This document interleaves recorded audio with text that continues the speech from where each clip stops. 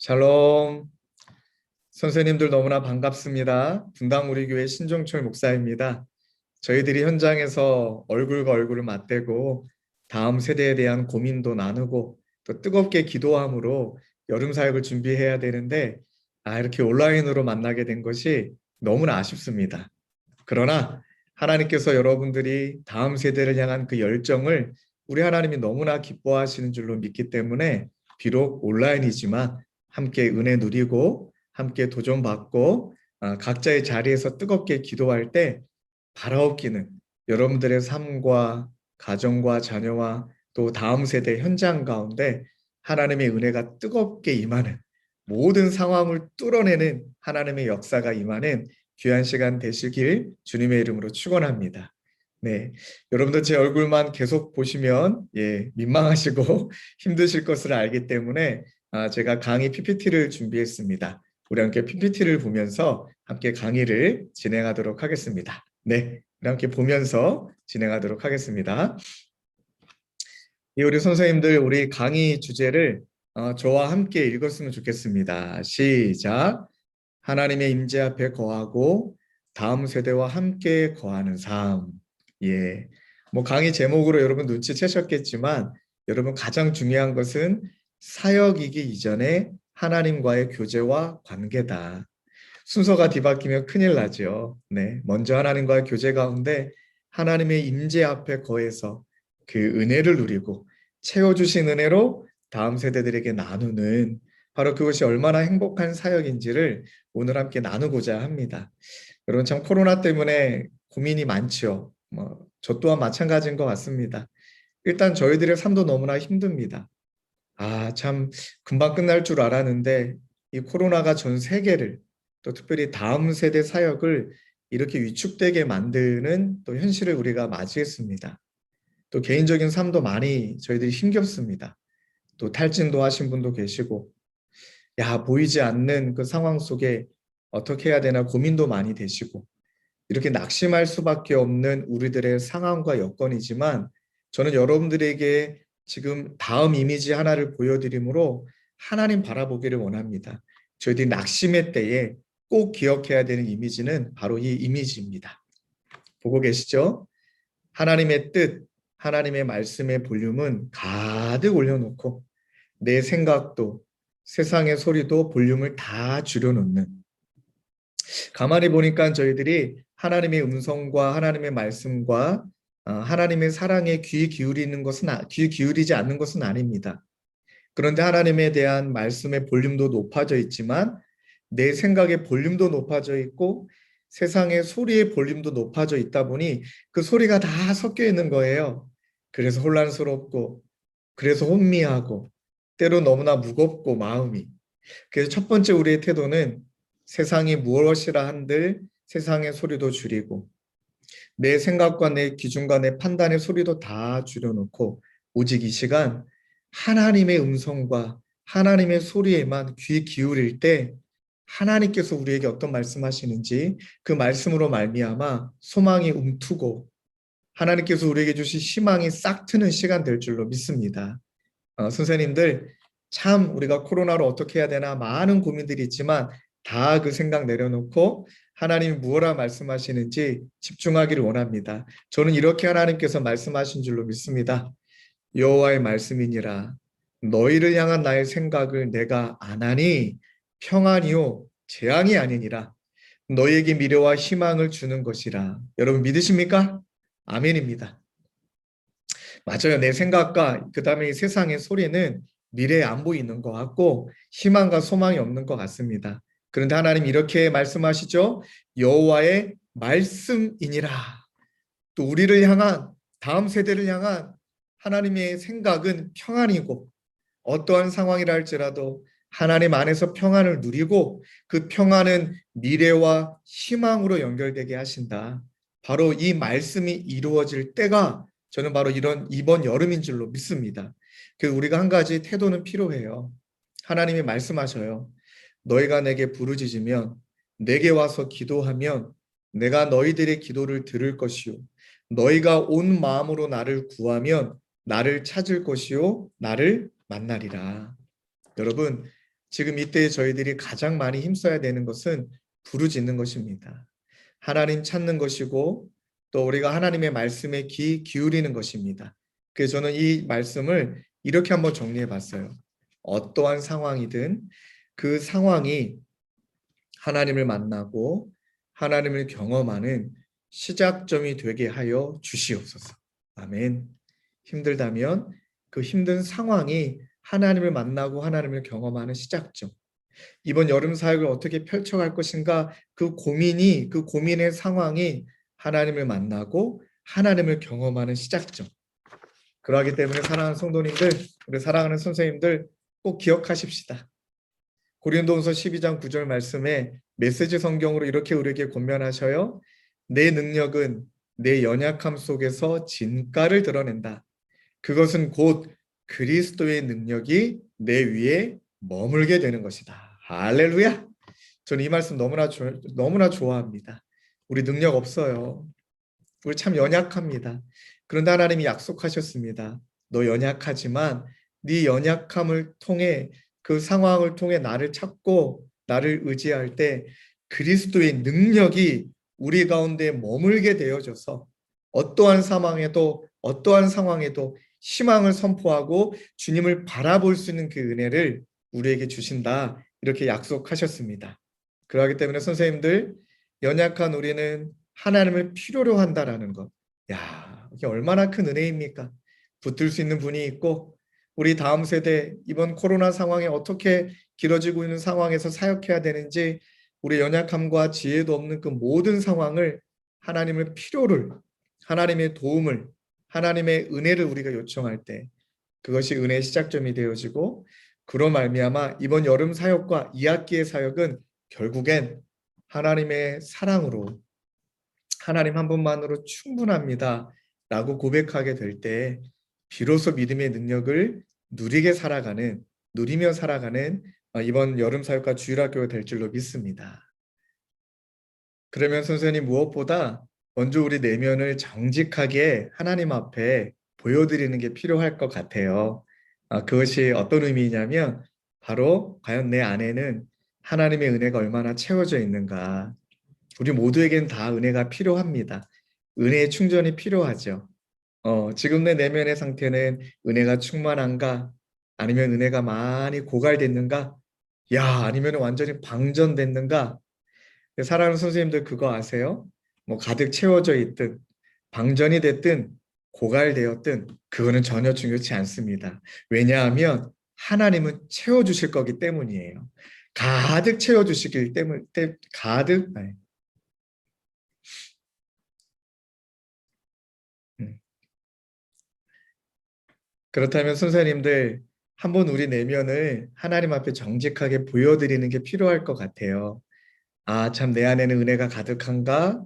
아니면 내 안에는 은혜가 고갈됐는가? 바로 이 이미지처럼 우리 모두에게는 다 은혜의 충전이 필요한데 나는 은혜가 충만한지 아니면 은혜가 많이 고갈됐는지 아니면 완전히 방전이 됐는지 선생님들 그거 아시죠? 뭐 채워져 있든 뭐 방전이 됐든 고갈됐든 그건 중요하지 않습니다. 왜냐고요? 하나님은 채워주실 거기 때문에요. 어디까지요? 가득 채워주실 거기 때문에요. 완전히 방전됐다면 다시 하나님과 연결돼서 온전케 하여 주실 거고요. 고갈이 되었다면 그곳 가운데 가득 채워주실 거고요. 완전히 충전돼 있다면 그 충전된 모습 그대로 유지되도록 더 채워주실 거거든요. 바로 우리 모두에게 하나님은 이렇게 은혜를 재충전해 주셔서 결국엔 내 잔이 넘치나이다. 하나님 지금 제가 비어 있었지만 하나님이 채워주셔서 하나님이 채워주신 것이 내 안에 가득 참으로 이제는 그것이 흘러감으로 하나님 내 힘으로 또 내 사랑으로가 아니라 하나님이 채워주신 것으로 내가 섬기겠습니다. 그 외에 그 찬양 있잖아요. 오 주님 채우소서 나의 잔을 높이 듭니다. 아멘. 하늘 양식 내게 채워주셔서 가득 채워주셔서 그것이 흘러감으로 다음 세대를 섬기는 여러분 그래서 오늘 강의 주제를 이렇게 정한 거예요. 이 강의 주제는 제가 정한 말이 아니라 바로 샤를르 드 푸코라는 신부님이 하신 이야기입니다. 이분이 고아를 섬기시는데 얼마나 애들이 상처가 많아요? 또 얼마나 아이들이 거칠어요? 근데 이분이 끊임없이 변함없는 모습으로 그들을 섬겼던 그 원동력을 이렇게 정리하신 거예요. 하나님의 임재 앞에 거하고 하나님의 은혜로 채움받고 하나님의 사랑으로 채움받아서 그것을 가지고 그 아이들과 함께 거하는 삶, 함께 하는 삶. 사랑하는 선생님들, 이번 여름 사역이 코로나 상황에 어떤 프로그램을 또 어떻게 진행해야 되는가? 물론 그 지혜도 너무나 필요한데 진짜 간절히 바라고 나옵기는 저와 여러분들이 하나님의 임재 앞에 거하여 가득 채워주시는 것을 하나님이 채워주시는 깊어진 삶으로 우리 다음 세대들과 함께하고 끊임없이 그들을 세워가는 저와 여러분 되시길 주님의 이름으로 축원합니다. 이렇게 하나님의 은혜 가운데 하나님의 임재 가운데 깊어진 삶으로 이제 우리가 다음 세대 한 영혼 한 영혼을 잘 세워가야 되는데요. 여러분, 이 다음 세대 한 영혼을 세워가는 교사 사역이 얼마나 소중한 사역인지 모릅니다. 한 사람의 영혼을 빚어가는 그 하나님의 도구로 사용되는 것보다 더 값진 사역이 있을까요?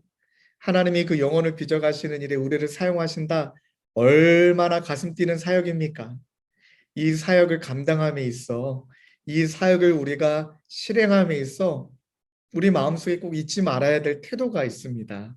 여러분, 첫 번째는 바로 은혜의 빚진 자입니다. 은혜의 빚진 자. 내가 무언가 잘하기 때문에 내가 무언가 잘할 수 있기 때문에 그들을 섬기고 사역하는 것이 아니라 이 사역의 동기의 출발점은 바로 은혜의 빚진 자라는 것을. 사도 바울이 이렇게 고백하죠.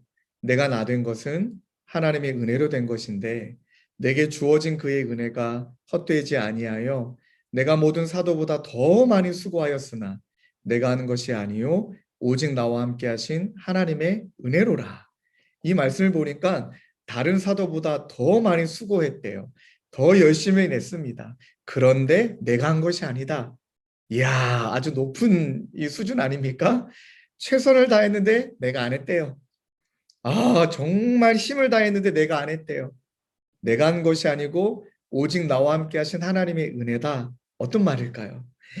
내가 하나님의 은혜를 얼마나 많이 받았는데 그 받은 은혜를 내가 도저히 갚을 수 없기 때문에 나는 최선을 다하지만 최선을 다했다면 그만큼 하나님이 나에게 주신 은혜를 내가 갚은 것이기 때문에 나는 아무것도 아니다.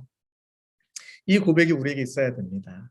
성경에 1만 달란트 비유가 나오죠. 1만 달란트 빚진 자에 대한 내용이 나오잖아요.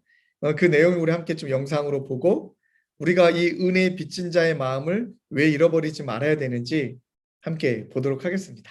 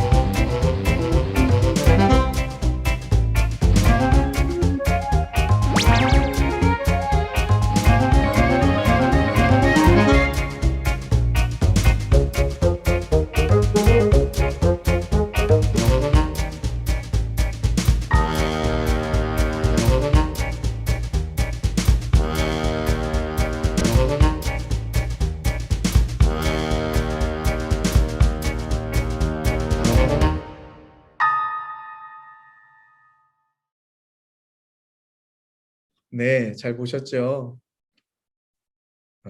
네, 잘 보셨죠? 결국 이 메시지 핵심이 무엇입니까? 그런데 그는 왜 용서하지 못했을까? 용서하지 못한 이유는 바로 엄청난 빚을 면제받은 감격을 잊었기 때문이라는 것을. 여러분들, 우리가 사회 현장이 참 쉽지가 않아요. 그렇죠? 또 코로나 때문에 더 힘듭니다. 아이들하고 연락하는 것도 힘들고 얼굴도 못 봤는데 교사수 내가 지금 뭐 온라인이 됐든 무엇이 됐든 내 존재감도 느껴지지도 않고 관계 맺기도 어렵고 그러다 보니까 자꾸 현장을 떠나고 싶고 부담되고 피하고 싶고 네, 그게 사실입니다. 그러니까 어려운고 좀 더 골치 아픈 일이 생기면 또 사역이 점점씩 어려워지면 부담이 되어지죠. 그럼에도 불구하고 어렵더라도 힘들더라도 그 자리를 지켜낼 수 있는 이유가 있다면 그건 바로 빚진 자의 심정 때문이라고 저는 확신합니다. 선생님들, 그 은혜를 잃어버린 채 사역하면, 감격을 잃어버린 채 교사 사역하면 반드시 두 가지 나타나는 특징이 있어요. 기쁨이 아니라 마지못해 합니다. 왜 영끌이라 그러잖아요. 다 어쩔 수 없이 모든 걸 다 끌어모아 가지고 올인하는 것이 아니라 아유 지쳤어. 힘들어. 못하겠어. 올해가 마지막이야. 이번 여름 사역으로 난 끝이야. 어쩔 수 없이 해야 되니까 기쁨이 아니라 자원하는 심정이 아니라 마지못해 하는 전 이것을 이렇게 표현합니다. 메마른 사역이라고. 그러니까 은혜를 잃어버리면 기쁨도 없이 메마르게 사역을 해요. 그러니까 괜히 또 전사님하고 목사님에게도 미안해서 내가 교사를 사임도 못하겠고 하기는 해야 됐는데 그냥 메마르게 사역하는 경우. 또 한 가지는 이런 경우가 있어요. 예, 열정 있습니다. 그래도 뭔가 해보려고 합니다. 그런데 빚진 자의 심정을 잃어버린 채 열심을 내면 더 위험해요. 왜요? 자기 부인이 아니라 자기 만족을 위해 사역할 수가 있거든요. 뭐 목사님과 전사님이 열심히 하는데 알아주지 않으면 괜히 막 속이 상해요. 또 우리 교사들 중에 나만 열심히 하는 것 같아요. 저 선생님은 열심히 안 하는데 나만 막 열심히 뭐라도 하니까 나만 이래야 돼?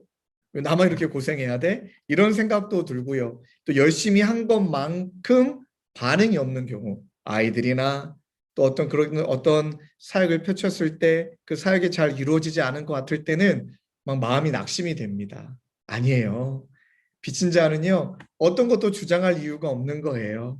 빚진 자는요, 그저 내가 빛을 탕감받은 것에 대한 감사한 마음으로 사역에 임하는 것이거든요.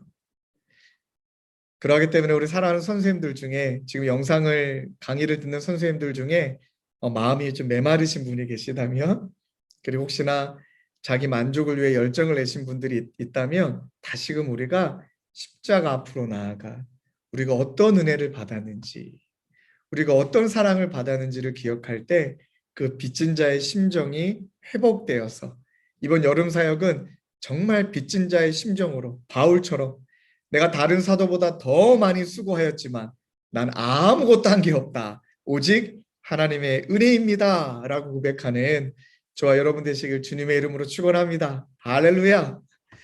그 여러분들 또 두 번째 태도가 있습니다. 우리가 영혼을 세우고 살리는 일 너무나 힘들고 지치는 일이지만 이 사역을 우리가 열심히 내야 되는 이유는 두 번째, 우리는 예수님 만났기 때문입니다. 여러분 믿으십니까? 할렐루야. 그럼 두 가지 이미지가 있어요. 저 이 이미지를 너무나 좋아하는데 이 첫 번째 이미지 굿 빼기 같은 제로, 제로 플러스 같은 굿. 와, 대박 아닙니까? 세상에 아무리 좋은 것을 얻었다 할지라도 하나님이 없으면 아무것도 아니요. 그러나 아무것도 아닌 삶이라 할지라도 하나님만 계시면 아름다운 것이라는 것. 여러분 우리는 이 비밀을 만난 자잖아요. 이 비밀을 소유한 자이잖아요. 세상에 아무리 좋은 것이 있다 할지라도 하나님 없으면 다 허무하고 다 공허하다라는 것을. 그러나 이런 공허하고 허무한 세상에 하나님 만나면 그 주님 한 분만으로 내가 얼마나 만족하며 기쁨으로 누릴 수 있는지를 우리는 경험한 자이잖아요. 또 옆에 있는 이미지 보이시죠? 우리 인생에 필요한 퍼즐들을 다 맞췄다 할지라도 내 마음의 중심에 예수님이 계시지 않는다면 결국 저 이미지의 표정처럼 공허한 거예요. 공허한 거예요. 특별히 우리 아줌마들, 죄송합니다. 우리 엄마들을 많이 신방을 해요. 상담을 해요. 50대 또 50대 중반에 지나가는 어머님들을 많이 상담을 하면 너무 공허해 하세요. 왜 공허해 할까라고 가만히 그분들의 이야기를 들어보면 이런 거예요. 한 영화 제목이 있거든요. my life without me. 이해가 되시죠? 내 삶인데 내가 없어. 남편을 위해 살았어요. 또 자녀들을 양육하며 자녀를 위해 살았어요. 그리고 이제 남편도 자녀도 이제는 좀 떠나보낼 때가 됐잖아요. 뭐 남편은 이제 뭐 그냥 친구죠. 동반자이죠.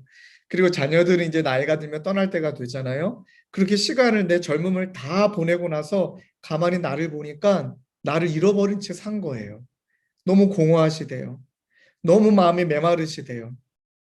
그때 제가 어머님들에게 꼭 드리는 말씀이 있습니다. 지금이 바로 예수님 만날 때라고. 지금이 바로 예수님으로 채워지셔야 될 때라고. 지금까지 그렇게 살아셨던 것 헛된 거 아니라고. 너무 귀하게 살아오셨다고. 자녀를 세우시느라, 남편을 섬기시느라 평생을 너무너무 고생하셨다고. 이제 남은 인생 하나님을 위해 사시라고. 하나님이 기뻐하시는 일을 시작하시라고. 하나님이 좋아하시는 것이라면 그 일에 우리 어머님의 시간을 들이시라고. 그리고 힘들어하는 아이들 마음 다해 섬기라고. 이제는 내 새끼, 내 자녀만 열심히 양육했다면 그것을 뛰어넘어 하나님이 어머님에게 모성애를 주셨으니까 이제 다른 아이들 품으시라고. 여러분들 교회에 아픈 아이가 있다면 다가서시라고, 교사하시라고, 고아들 찾아가시고 또 그렇게 어려운 아이들 찾아가서 여러분의 인생을 하나님 앞에 던지시라고. 살아나기 시작해요. 열정이 나오기 시작해요. 그러면서 my life without me가 아니라 내 삶인데 내가 없는 것이 아니라 내 삶인데 내가 있는 거예요. 주님 안에서 내가 있는 나의 삶을 살아가는 것이에요. 그게 바로 하나님의 나라를 사모하고 천국을 사모하는 자 아닙니까? 그게 바로 여러분들 예수 믿는 자예요. 예수 믿는 자예요. 그런데 선생님들, 세상은 어떻죠? 세상은 좋은 거 가지라고 말해요. 네가 좋은 거 가져야 누릴 수 있다. 그러려면 너 그 가질 수 있는 것을 그런데 선생님들, 세상은 어떻게 이야기하죠? 너 좋은 거 가져야 된다. 좋은 자리 올라가야 된다. 그래야 너 누릴 수 있다. 그러려면 조건과 자격을 갖추기 위해 너 열심히 살아야 된다. 여러분, 이 세상, 사탄이 지배하고 있는 이 세상의 가치는 바로 그렇게 조건과 자격으로 선을 딱 긋습니다. 선을 그어서 바로 그 조건과 자격을 갖춘 자들, 그렇지 그것을 갖추지 아니 다시. 음, 음. 그런데 선생님들, 세상은 어떻습니까? 세상은 좋은 것 가져야 된다라고 말해요. 좋은 거 누리기 위해서는 조건과 자격을 갖추다라고 말해요. 너가 누리고 싶다면, 너가 더 많이 갖고 싶다면 그만큼 조건과 자격을 갖추기 위해서 너 열심히 살아야 된다. 최선을 다해야 된다. 바로 우리가 최선을 다해야 되는 우리 인생의 목표가 그 자리에 오르고 그것을 누리기 위함이라는 것. 그게 행복이다라고 세상은 말해요. 우리도 모르게 그렇게 살아가고 있어요. 공중에 권세 잡은 사탄이 그 질서를 가지고 저와 여러분들을 짓누르고 우리 다음 세대들을 짓누르고 있어요. 그런 상황에서 그 모든 것보다 그 모든 것들을 다 갖췄다 할지라도 하나님 없으면 공허하단다. 그런 조건과 자격을 갖추지 않아도 하나님 한 분만 있다라면 내가 얼마나 소중하고 존귀하고 내가 얼마나 사랑받고 있는 존재인지를 잊지 말아야 된다. 이 메시지를 전해주는 것이 우리의 사명이거든요. 여러분 좀 실감나게 한번 표현해 볼까요? 이 세상이 이렇게 말해요. 나름대로 여러분 그림 보시는 것처럼 오픈카이죠. 우리 남자 선생님들 이렇게 둘 중에 차를 선택해서 가질 수 있다라면 여러분 뭘 선택하시겠습니까? 저 같아도 저렇게 좋은 차죠. 세상은 말하잖아요. 저 차를 갖고 싶다고요? 그러면 조건을 갖추세요. 저 차를 살 만큼 돈을 갖고 계셔야죠. 이렇게 세상은 말합니다. 저 차를 가질 만큼 돈이 없다라면 아유, 무시당하는 거죠. 그럼 우리 여자 선생님들, 여러분들 반지가 여기 보이죠? 은반지가 있어요. 한 몇만 원이면 살 수 있나요? 그런데 또 다른 반지, 와우, 다이아예요. 여러분들이 반지를 끼고 싶다면 당연히 다이아 반지죠. 근데 세상은 말해요. 저 반지를 끼고 싶다고요? 그만큼의 자격이 있으세요? 뭐 외모, 스펙, 여러분들의 가정, 백그라운드, 저걸 가질 만한 자격 있습니까? 그리고 말해요. 여러분들 무시하는 말 아니에요? 야, 무슨 네 주제에 저런 다이아는 넌 안 돼. 이렇게 또 무시하는 게 여러분 세상입니다. 우리 여자 선생님들 한 번 더 질문 드려볼까요? 여러분 같은 나이에 두 사람을 보여드릴게요. 그리고 두 사람 중에 여러분이 한 사람을 남자친구나 결혼 대상자로 결정할 수 있어요. 자, 같은 나이대 두 사람 누구를 선택하시겠습니까? 한 사람은 저고요. 한 사람은 공유죠.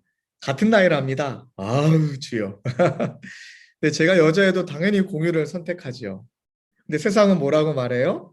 네 주제에 여러분들 무시하는 말 아니고요. 세상은 그래요. 저 사람하고 결혼하고 싶다면 당신도 그런 외모와 당신도 그런 스펙과 당신도 그런 자격을 갖추고 있습니까? 라고 말하고 있는 게 세상이에요. 다 이런, 아유, 민망하네. 빨리 넘깁시다. 이런 세상에서 여러분 예수님을 만난 자는 어떤 사람이냐면 사막 교부가 이런 명언을 남겼습니다.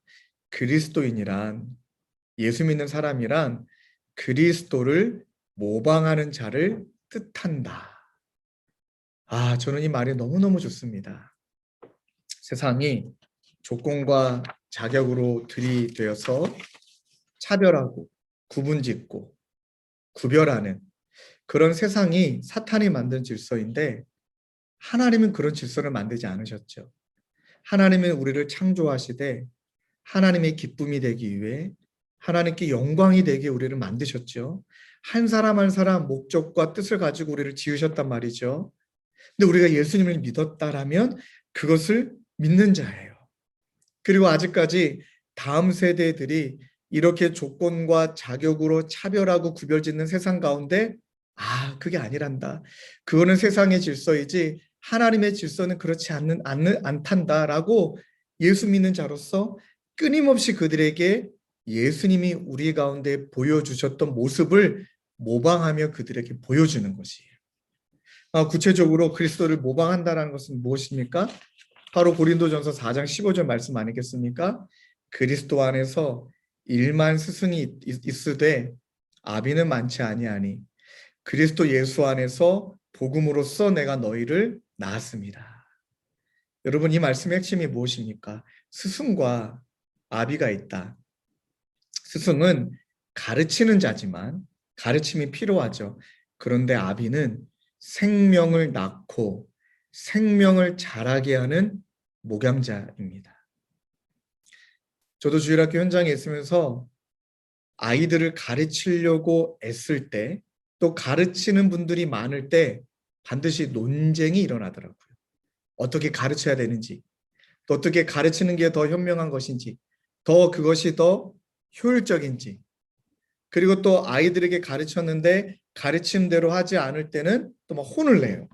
특별히 많은 전도사님들이, 목사님들이 저도 그랬지만 애들을 혼내는 포인트 중에 한 가지가 너는 왜 말씀대로 살지 못하니? 왜 가르친 대로 살지 못하니? 우리도 그렇게 살지 못하면서 그렇게 혼내는 것을 뭐라 하는 것이 아니라 여러분 가만히 한번 생각해 보세요.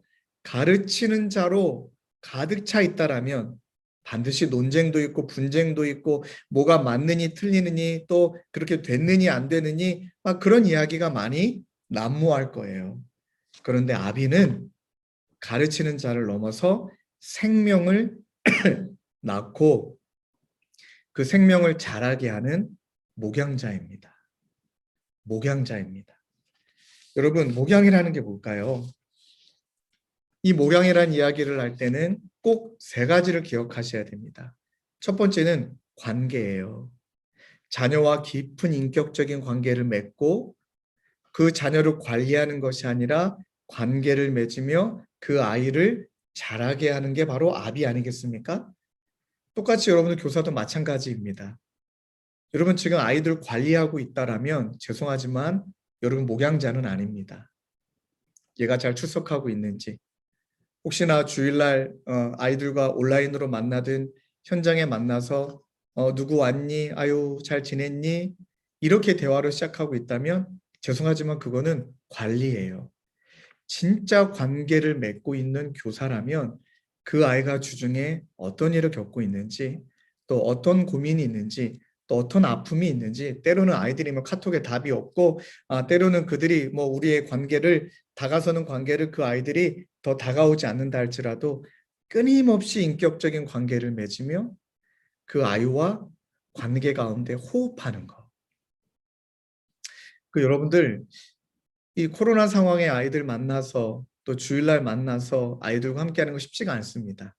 근데 한 가지 조금 죄송한 표현이지만, 죄송한 질문이지만, 코로나 상황에 핑계대고 아이들 주중에 만나는 일을 포기하고 있지는 않으세요?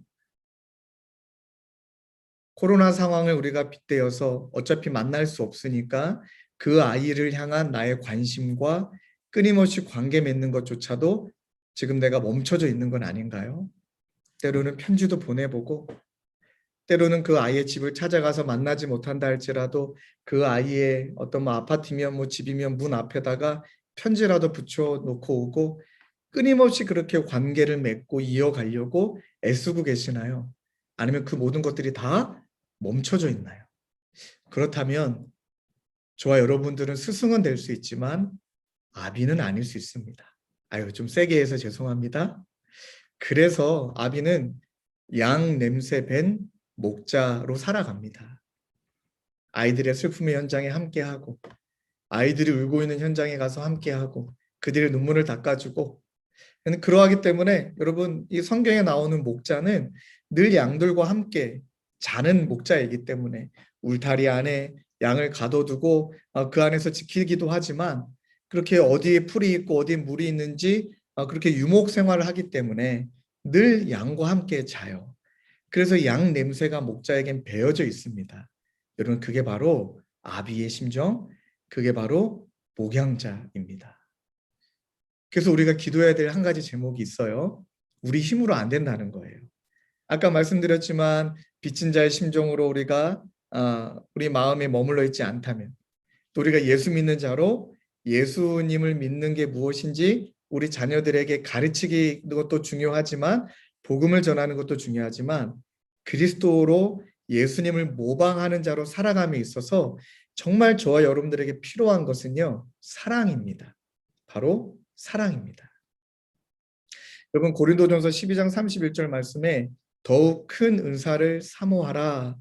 그 은사가 바로 고린도전서 13장으로 연결되죠. 무엇이죠? 사랑입니다. 사랑이 없으면 아무것도 아니고 아무 유익이 없다. 여러분, 저는 이 말씀을 언제 찾았냐면 제가 처음에 어린이 사역을 했습니다.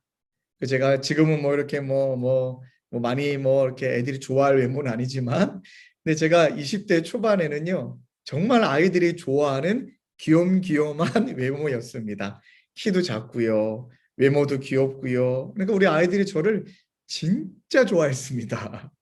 조금만 자랑하면 와, 진짜 아이들에게 저 인기 많았습니다. 맨날 그때 뭐 아이들 놀이터에서 만나서 맨날 다방구하고 얼음땡하고 아이들하고 놀이터 신방 얼마나 재밌겠는지 모릅니다. 그래서 저도 야, 주일학교에 내가 은사가 있구나. 내가 어린이 사역에 은사가 있구나. 또 제가 얼마나 여러분 율동 잘하는 줄 아십니까? 허리 잘 돌아갑니다. 또 얼마나 아이들이 좋아했는지 모릅니다. 애들하고 코드가 너무 잘 맞는 거예요. 나는 야, 평생 어린이 사역하리라. 그렇게 다짐을 먹고 행복하게 사역하고 있었는데 담임 목사님께서 저에게 청소년 사역을 한번 해보라는 거예요. 그리고 또 순종하는 마음으로 청소년 사역 시작을 했는데 죽을 것 같은 거예요. 완전 외계인이고요. 대화가 안 통해요. 야, 그래서 얘네들 어떻게 섬겨야 되는지 고민이 돼서 아이들에게 설문조사했어요. 야, 그래도 내가 너희들 잘 섬기기를 원하는데, 야, 너희들이 내가 어떻게 해주기를 바라니? 하고 설문조사했는데, 설문조사하고 완전 제가 좌절했습니다. 애들의 대답이 거의 대부분 부정적인 말이에요. 좀 나서지 마세요. 그리고 어떤 애들은 설교 좀 짧게 하세요. 그 다음에 괜히 이렇게 애들이 이 말을 지금도 기억나요. 애들이 딱 썼던 말 중에 나대지 마세요. 여러분 그 피드백을 제가 딱 읽는 순간에 심장이 쿵 막 내려앉는 느낌. 그때부터 애들이 무섭더라고요. 청소년 중학교 애들이 너무 무서운 거예요. 또 그 당시에 이찬수 목사님이 저희 담임 목사님이 청소년 사역자로 유명하셨던 분인지라 이제 목사님을 아이들이 알고 부모들이 알고 전국 각지에서 뭐 문제 있는 애들이 많이 왔어요. 그러니 이 청소년 사역의 경험도 없지 막 거친 애들 죄송합니다. 거친 애들 정말 많지. 막 노란 머리 파란 머리 막 술 먹고 예배 드리러 온 애가 있지 않나. 그런데 나대지 말라 하지. 그다음에 설교 짧게 하라고 하지. 완전히 주눅이 든 거예요. 그래서 고민하다가 나는 청소년 사역자가 아니다. 나랑 안 맞다. 난 은사가 없다. 하고 담임 목사님 찾아가서 사임을 하거나 또 아니면은 내가 나의 사역을 옮겨달라고 말하려고 그렇게 마음을 먹고 있었어요. 이렇게 마음을 먹고 있는데 담임 목사님과 교육자가 회의하는 시간에 저는 목사님에게 어떤 말씀도 드리지 않았는데 갑자기 목사님이 막 화를 내시면서 이런 말씀하시는 거예요. 니네가 진짜 하나님의 종이냐? 우리가 진짜 하나님의 종이냐? 종은 하나님이 시키면 시키는 대로 하는 거다. 종이 주관이 어디 있고 자기 생각이 어디 있냐? 그러면서 하시는 말씀이 자기가 원하는 것만 하려고 한다고. 자기가 좋아하는 것만 하려고 한다고 엄청 혼내시는 거예요. 그 순간에 내가 목사님 미리 찾아갔다면 큰일 날 뻔했다. 내가 말씀드리지 않기를 잘했다. 근데 마음은 힘든 거예요. 애들이 무서운 거예요. 애들이 사랑스럽지가 않은 거예요. 그리고 너무 힘든 마음을 가지고 기도원에 들어갔어요. 하나님, 내가 죽든지 우리 애들이 죽든지 하나님 뭔가 이제 기적이 일어나든지 이대로는 안 될 것 같습니다. 막 그런 기도하는 마음으로 막 첫째 날 기도하는데 여전히 마음은 답답하고 둘째 날 기도해도 여전히 마음은 답답하고 사임을 해야 되는구나. 사임 각이다 이렇게 생각했는데 셋째 날 제가 지금도 잊혀지지가 않습니다. 기도하고 나서 말씀을 묵상하는데 그때 딱 읽었던 말씀이 고린도 전서 후서였거든요. 고린도 교회를 향한, 왜냐하면 고린도 교회에 문제가 너무나 많았거든요. 바울이 개척한 고린도 교회, 이 피 같은 심정으로 사역했던 고린도 교회 안에 문제가 많아서 어떻게 하면 그 문제를 해결할 수 있을까 편지를 쓴 게 고린도 전후서잖아요. 저도 이 현장에 너무나 문제가 많고 어려우니까 바울의 심정을 가지고 묵상을 했던 거예요. 그러다가 고린도 12장 31절에 제가 완전히 무너져 내린 거예요. 나는 어린이 사역의 은사는 있다라고 생각했고 청소년 사역의 은사는 없다라고 생각했는데 이 모든 은사보다 하나님이 지금 나에게 바라신 은사가 있구나. 그게 바로 더욱 큰 은사를 종철아 더욱 큰 은사를 사모하되 그게 바로 사랑이야. 은사는 하나님이 저에게 주어주시는 거더라고요. 내가 갖고 있는 것이 아니더라고요. 근데 너무나 감사한 건 사모하면 간절히 사모하면 하나님이 주시고자 약속하신 은사가 바로 사랑이라는 거예요. 그때부터 제 기도가 달라졌어요. 하나님, 사랑의 은사를 주십시오. 그리고 하나님 정말 이 청소년 아이들, 중등부 아이들 진심으로 사랑하게 해주십시오. 그리고 하나님 그 사랑을 잘 표현할 수 있는 지혜도 주십시오. 그 기도가 끝나고 나서부터 아이들이 무서웠거든요. 근데 정말 신기하게도 아이들이 무섭지가 않더라고요. 또 하나, 애들이 뭐라 이야기해도 나대지 말라 그래도 뭐라 이야기해도 상처가 되지 않는 거예요. 그러면서 지혜를 구하며 어떻게 사랑해야 되는지 조금씩 다가섰거든요. 그리고 그렇게 청소년 사역을 10년 넘게 하며 얼마나 이 사역이 재미있고 얼마나 행복하고 얼마나 즐거운지를 정말 깨닫게 됐어요. 그래서 여러분들이 아이들을 섬기며 힘드신 분이 계시다면 저처럼 기도하십시오. 하나님, 더 큰 은사를 사모합니다.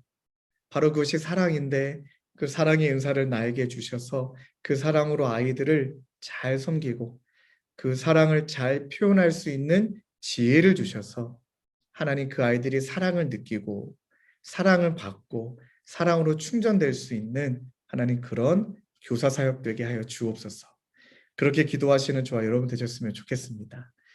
그리고 나서 그런 마음으로 수많은 아이들을 만나는데 뭐 아이들에 대한 간증을 이야기하면 여러분 아마 밤 새야 될 것입니다.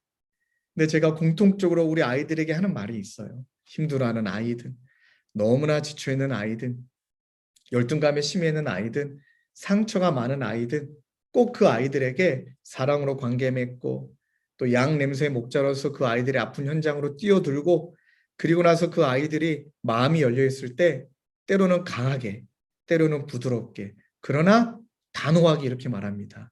누구야? 하나님의 자녀 누구야? 너 세상의 노예가 아니야. 너 조건과 자격으로 짓누르는 이 세상의 기준의 노예가 아니야. 누구야? 너는 하나님의 자녀야. 너를 자녀 삼아 주시려고 하나뿐이 없는 예수님이 십자가에 달려 죽으셨어. 너는 죽음으로 대신한 하나님의 자녀야. 너 세상의 노예 아니야. 그리고 아이들에게 또 강조합니다. 누구야? 너는 더 이상 환자가 아니야. 너는 열등감의 환자, 좌절감의 환자, 너는 어떤 뭐 담배와 중독의 환자, 너는 마음의 상처의 환자가 아니고 너는 하나님의 영광을 위해 싸워야 되는 군사야. 라고 저는 강하게 이야기해 줍니다. 그리고 말합니다. 너가 지금 꼭 기억해야 돼. 하나님의 선한 계획 가운데 너 지금 있는 거야. 지금 힘들고 아프고 괴롭고 눈물 나지만 하나님의 계획 가운데 있기 때문에 하나님이 너의 상처를 어루만지시고 너를 돌보시고 너와 동행하시고 인도하셔서 하나님의 너를 지금의 상황 속에 짓눌려 있는 자가 아니라 이것을 통해 하나님을 만나고 하나님을 경험해서 하나님의 영광을 드러내는 자로 너를 사용하실 거야. 그러니까 누구야? 너가 지금 어떤 상황에 있든 지금 어떤 상황에 놓여 있든 그 상황보다 하나님의 크심을 믿자 하고 아이들의 믿음의 자리로 초청하고 그 아이를 부둥켜 안고 뜨겁게 울고 그 아이를 부둥켜 안고 뜨겁게 기도해 줍니다. 그럼 그 아이들이 조금씩 살아나는 게 보입니다. 그 믿음의 자리가 잡혀서 그 믿음으로 하나님의 계획 가운데 있음을 믿고 나를 돌보심을 믿고 나와 동행하심을 믿고 그래 나 환자 아니지 하나님의 영광을 위해 싸워야 될 군사지 하고 그 자리에서 벗어나요. 그리고 빛이 있으라 선포하며 그 자리에서 벗어나서 하나님의 은혜를 향해 영광을 향해 달려가는 자녀들이 얼마나 많은지를 모릅니다. 최근에 너무나 많지만 최근에 이 아이를 제가 만났던 곳은 초등학교 때였거든요. 그리고 이제 최근에 이 아이가 한국에 들어왔어요. 어떤 상황이냐면 초등학교 때 이 아이 어머님이 돌아가셨어요. 암으로 엄마가 돌아가시고 또 아빠도 가정적인 분은 아니셨거든요. 너무 힘든 시간을 보낸 거죠. 그리고 얘가 너무나 상처도 많고 열등감도 많고 왜냐하면 초등학교 아이가 잘 씻지 않는다라는 건 집에서 관리가 잘 안 되고 있다는 거잖아요. 친구들과도 못 어울리고 그리고 이제 중등부에 올라왔는데 이 친구는 수련회를 갈 생각도 못하고 있는 무서워요. 친구들이 두렵고 그리고 늘 고개만 숙이고 있고 그 반 선생님이 여자 선생님이셨고 아줌마 선생님이셨거든요. 그러니까 너무 그 아이가 마음에 다가온 거예요. 또 그 아이의 스텝에 맞춰서 그 아이의 집에 찾아가서 때로는 그 아이를 옷을 선물해 주고 오시기도 하고 그 다음에 이제 중학교가 되면 여자애들이 이제 생리가 시작이 되잖아요. 근데 이제 엄마가 안 계시고 아빠밖에 안 계시니까 얘가 이 부분들을 잘 배우고 잘 그렇게 준비하고 있는지 엄마 역할을 해주신 거예요. 그리고 그 집사님이 저에게 연락해 주신 거예요. 저희는 우리 아이들을 그 생리가 처음으로 이제 시작이 되면 정말 셀러브레이션 해주거든요. 그 다음에 이제 남자 아이들도 이제 거뭇거뭇하게 이제 막 이제 뭐 2차 성징이 나타날 때 막 아이들에게 셀러브레이션 해주거든요. 그리고 그 선생님이 저를 초대해 주신 거예요. 그리고 이제 제가 남자인지라 그러나 청순살 오래 했기 때문에 아이들이 또 저에 대한 그런 거부감이 없어서 그 아이가 어떤 이제 그런 첫 생리를 하고 나서 그날 같이 축하도 해주고 예배도 드려주고 그때 아웃백이라고 아세요? 아웃백? 패밀리 레스토랑 가서 막 맛있는 거 사주고 그런데도 아이가 사랑을 받지를 못하는 거예요. 사랑을 받아본 시간들이 많이 부족해서 어색해하는 거예요. 네, 그렇게 시간이 흘렀어요. 그리고 참 감사했던 건 그 여자 선생님도 이 아이의 중등부 때 또 이 아이가 고등부 올라가서는 이 아이 한 명 때문에 같이 고등부로 따라 올라갔어요. 6년을 이 아이의 교사를 함께 해주셨고 저도 참 감사해 이 아이와 중등부 때 있었다가 이 아이가 고등부 올라갔을 때 나중에 저도 또 고등부로 가서 그 아이를 또 만나게 됐거든요. 시간이 흘렀어요. 이 아이가 이제 고등학교 2학년이 됐어요. 조금씩 많이 바뀌더라고요. 이 아이가 많이 표정도 좋아졌어요. 또 이 아이가 하나님을 믿었어요. 그리고 나서 고등학교 2학년 때 이 친구에게 질문하고 싶었던 질문을 못했던 거예요. 너 어릴 적 꿈은 뭐였니? 너 뭐 하고 싶었니? 그랬더니 이 친구가 목사님 자기는 피아니스트가 되는 게 또는 피아노 선생님 되는 게 꿈이었다는 거예요. 그 순간에 이거다. 이 아이에게 어떤 것이라도 우리가 도움을 줘보자. 그렇게 하고 저희 누님도 피아노 전공했고 저희 여동생도 피아노 전공을 했거든요. 그래서 이 아이를 저희 누님이 운영하는 학원으로 이렇게 데리고 간 거예요. 또 피아노를 열심히 배우는데 고등학교 2학년이면 입시하기엔 너무 늦은 나이다라고 얘기를 하잖아요. 너무 열심히 하는 거예요.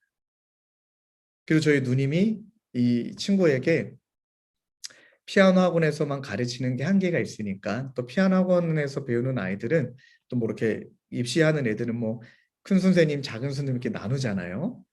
그래서 이제 교수님을 소개해야 되는데 할렐루야 저희 여동생 친구가 그러니까 피아노학과 교수였던 거예요. 그래서 저희 여동생을 통해서 그 친구분의 소개를 받아서 이 아이를 그 교수님에게 연결했던 거예요. 근데 그 교수님도 목사님 딸이신 거예요. 그리고 너무 어렵게 피아노를 했고 경제적으로 부족하고 힘들었지만 개척교회 목사 딸로 자라서 그렇게 교회 반주 다 하면서 꿈을 키워갔던 교수님이셨던 거예요.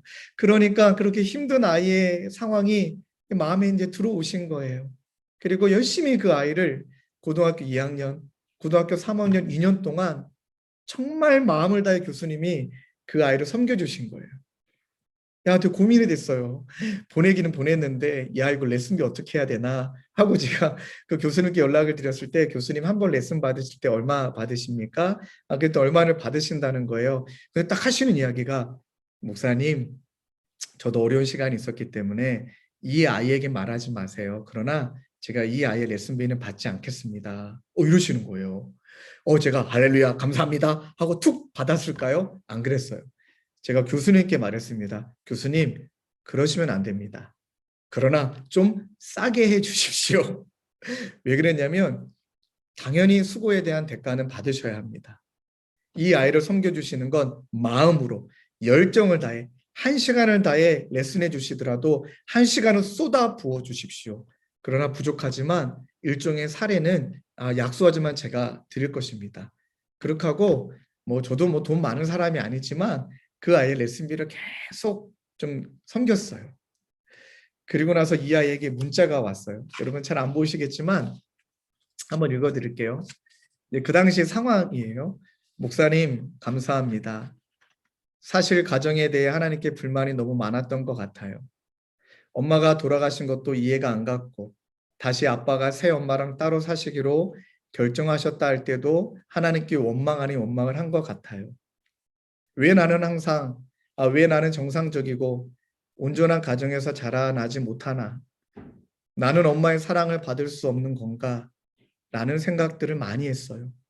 근데 목사님이 교수님과 연결시켜 주시면서 하나님이 정말 나의 길을 다 아시고 인도해 주신다는 걸 느꼈어요. 또 하나님이 나를 다 지켜보시고 나를 모르지만 하나님이 인도하실 그 길이 있구나라고 느꼈어요. 목사님, 저 아직 너무너무 부족하고 하나님의 자녀로서 살아가는 것이 너무너무 부족하지만 그래도 하나님 붙잡고 정말 최선을 다해 볼게요. 정말 감사하고 사랑합니다. 이 아이가 고등학교 2학년 때 저한테 보내준 문자예요. 저는 그때를 잊지 못합니다. 이 아이의 문자를 받고 얼마나 많이 울었는지 모릅니다. 그리고 고백했어요. 하나님, 너무 감사합니다. 이 아이의 문자를 통해 매번마다 아이들에게 외쳤던 선포, 하나님이 너에 대한 계획이 있다. 하나님이 너 돌보신다. 하나님 너와 함께 하신다. 너 환자 아니야. 너 노예 아니야. 너 하나님의 자녀고 너 군사야. 어떤 상황보다 하나님이 크셔. 이 아이가 믿고 고등학교 2학년, 3학년 정말 열심히 이 아이가 레슨을 받는 거예요. 그리고 제가 이 아이를 통해 깜짝 놀랐던 것은 무엇이냐면, 여러분, 고등학교 2학년인데 이 친구가 주변에 개척교회가 있었어요. 이 아이가 사는 지역에 개척교회가 있었는데 이 아이가 매일 새벽마다 우리 교회는 좀 멀었기 때문에 새벽마다 그 교회 가서 얘가 기도하고 학교로 등교했거든요. 근데 그 학교 새벽 예배 드리러 갔는데 반주자가 없는 거예요. 그때가 다짐했던 게 뭐냐면 이 교회에 반주자로 섬겨야겠다 하고, 여러분, 고등학교 2학년 여자애가 매일 새벽 예배 개척교회 반주했고요. 매 주일마다 그 교회 가서 반주하고 그리고 나서 우리 교회 와서 예배드리고 고2, 고3 하루도 안 빼고 애가 그 교회를 섬겼습니다. 어떤 마음이 들었나? 어떤 마음의 결단으로 그 교회를 섬겼나? 그리고 나서 제가 이 아이에게 너무 기특해서 궁금해서부터 물어도 봤어요. 근데 이 아이의 대답이 이 아이의 카톡 프로필 사진을 보고 다 이해가 됐어요. 여러분, 얼마나 멋진지 보시겠습니까? 영어라서 좀 헷갈리세요? Be who you need when you're younger. 해석하면 딱 하나예요. 어렸을 때 필요한 사람이 되라. 딱 한 가지예요. 어릴 때부터 나는 하나님께 쓰임받는 사람이 되겠다. 뭐 나중에 대학 가서, 뭐 나중에 커서 그때 가서 하나님 잘 섬기겠다. 아니, 지금 나는 너무나 많은 사랑을 받고 있기 때문에 지금 내가 어렸지만 어릴 때부터 나는 하나님께 쓰임받을 거고 어릴 때부터 나를 필요로 하는 곳에서 나는 쓰임받을 거다. 너무 멋지지 않습니까? 그러면 하나님이 이 아이에게 은혜 주시고 축복해 주셔서 이 아이가 멋진 좋은 학교 음대에 들어갔다? 아니요. 다 떨어졌습니다. 이 아이가 고2, 고3 때 열심히 했지만 입시에서 다 떨어졌습니다. 딱 떨어지고 나서 이 아이가 저에게 했던 말이 뭔지 아세요? 목사님, 떨어진 거 괜찮다는 거예요. 목사님, 떨어질 줄 알았다는 거예요. 왜요? 자기 2년밖에 안 했으니까. 어떤 애들은 초등학교 때 준비하는데 2년간 열심히 해서 자기가 어떻게 그런 대학을 갈 수 있냐는 거예요. 당연한 결론이라는 거예요. 그러나 목사님, 이제 열정이 생겼다는 거예요. 드디어 이제 내가 가속도가 붙기 시작됐다는 거예요. 그 얘가 막 이렇게 생각을 튄 거예요. 내가 생각했는데 대한민국에만 음대가 있는 거 아니지 않느냐? 외국에도 음대가 있지 않겠느냐? 외국에도 한번 문을 두들겨 보되, 목사님 나 1년간 재수할 테지만 1년 동안 열심히 해볼 거지만, 그러면서 했단 말이 뭔지 아세요? 이게 나중에 알았거든요. 제가 이 아이 학원비를 대고 있다라는 거, 이 아이에게 레슨비를 대고 있다라는 거 이 아이가 알았거든요. 그러면서 했던 말이 뭐냐면, 목사님 1년 동안 알바 열심히 하면서 그 돈으로 제가 이제 제 레슨비 할 테니까 이제 목사님 더 자기에게 그러지 마시라는 거예요. 너무 충분하다는 거예요. 너무 멋진 거예요. 1년 동안 얘가 열심히 알바에 가며, 알바를 하루에 막 3-4개 하는 거예요. 알바에 가며 자기 레슨비 벌어가며 그렇게 열심히 이 친구가 레슨을 받고 그의 재수했던 그의 국내 학교, 국외 학교 얘가 다 지원해 봤어요. 그럼 놀라지 마세요. 다 붙었어요. 1년 만에. 그냥 말씀드릴게요. 이화여대도 붙었고요. 연세대도 붙었고요. 또 외국에 있는 대학교도 붙었고요.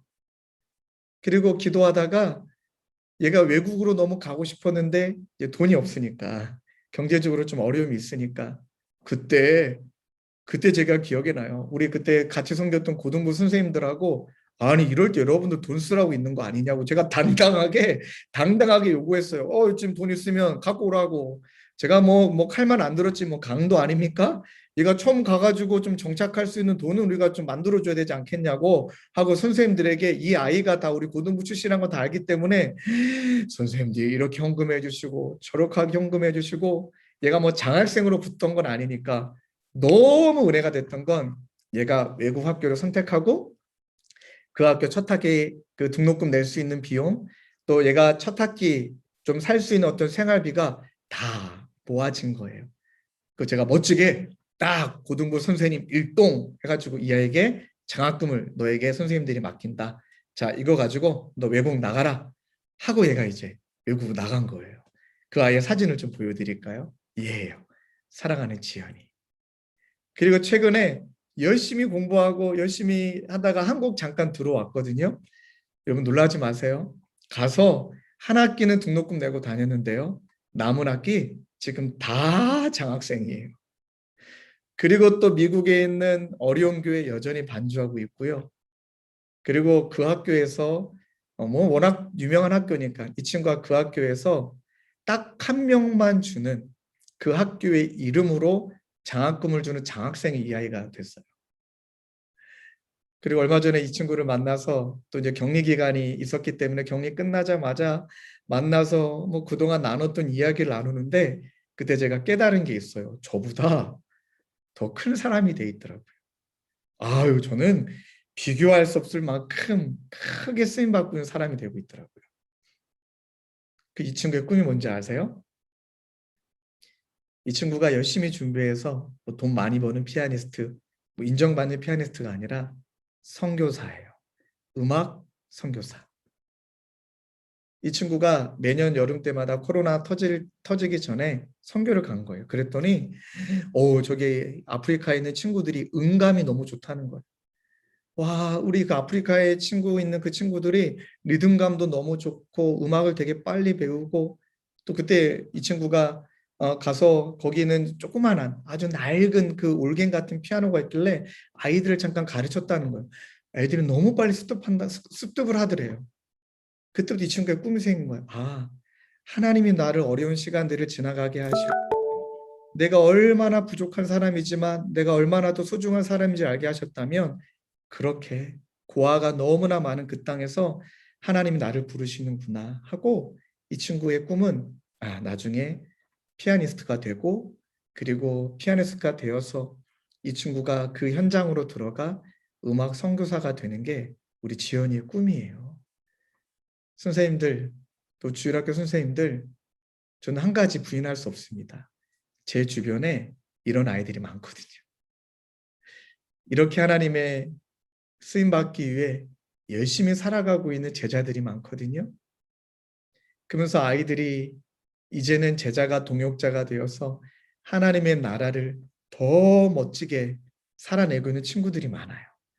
그리고 나서 주일학교 거의 19년, 20년 현장에 있으면서 이 아이들의 열매를 바라보며 하나님이 만드신 열매를 바라보며 다시 한번 깨닫게 되는 거예요. 아, 한 영혼을 세우는, 한 영혼을 섬기고 세우는 이 목양이 얼마나 중요한지. 이게 바로 우리에게 맡겨주신 사명이라는 것을. 그래서 빚진 자의 심정을 잃어버리면 안 되고, 그래서 나는 그리스도인으로 그리스도를 모방하는 자로 살아가야 되고, 이 두 가지를 놓치지 않을 때 너무 힘들고 지치고 내 것을 나눠줘야 되는 희생이 필요하지만 이것이 바로 하나님이 기뻐하시는 사역이 바로 주일학교라는 것을. 그 선생님들 그렇게 마음을 다해 섬겼는데 아이들이 변하지 않고 아이들이 뭐 달라지지 않는 것 같고 중등부 때 그렇게 내가 힘을 들여 섬겼던 애들은 중등부 예배 때 변하지 않다가 고등부 올라가서 막 두 손 들고 찬양하고 막 그런 거 보면 때로는 마음 힘들긴 하지만 그러나 고등부 가서 변하잖아요. 왜요? 여러분들이 중등부 때 뿌렸기 때문에. 그래서 저는 한 가지 또 확신합니다. 여러분, 열매는 하나님이 거두시고 하나님이 맺혀 가시는 거죠. 우리는 그저 쓰임 받는 거예요. 빚진 자로서. 그래서 저는 이걸 확신합니다.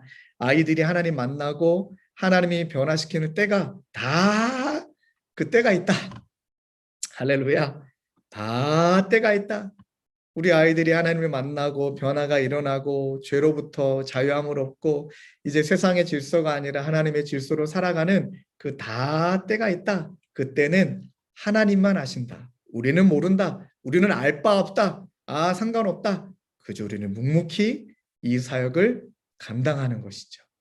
그래서 그때를 기다리며 세 가지만 마음판에 새기면 됩니다. 빚진 자로서 그리스도인을 모방하는 자로서 우리가 가져야 될 세 가지 신이 있어요. 제 이름이 신씨라 신종철이라 저는 쓰리신이라고 표현하거든요. 그 신이요. 첫 번째는요. 끊임없이 포기하지 않는 이 믿음의 역사에 대한 확신.